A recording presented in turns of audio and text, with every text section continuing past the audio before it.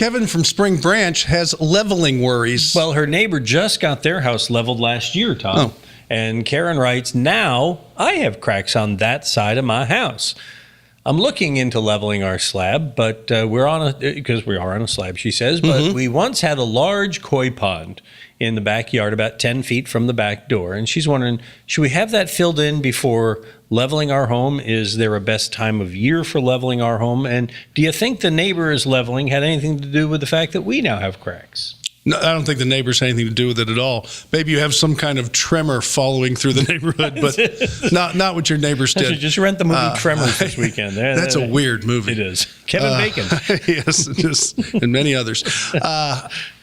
Call Due West out and make sure it needs to be leveled first. It might just have some minor movement from the rain and the drought and the rains and the droughts we've had, and it might not need anything at all. So before you start jumping into leveling something, it might not need it. Check it out with the experts first. As far as a koi pond goes, I don't think it makes any difference whether you do it before or after. I'd probably have the house fixed first and then go ahead and get rid of the koi pond and do your landscaping and just clean up all the mess from leveling the house. Well, I don't know why you get rid of the koi pond. Well, or you could go to Nelson Water Gardens. You could.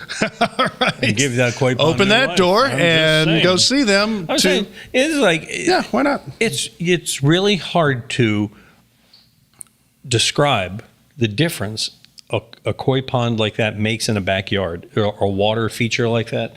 It really does. And maybe you want to give that some thought first. But Due West, if they go out there, you know what? Kenny tells me 50% of the people they go see don't get foundation repair. Yeah, I don't know if you really need it. You're already ready to level, and you don't even really know if you need it because you have a few cracks. Yeah, Chris wasn't that lucky. You know, Chris left the room. He's taking his second job out there.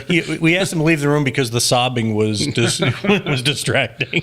Chris is getting his foundation fixed with Due West. Yes. So should you. All right. Well, maybe. You should also, well, if you need it. Yeah. Anyway, so here's the point. You want to answer? Send us your questions. There you go. And we will talk. Send them to us at HomeShowRadio.com. It's under the Ask Tom tab.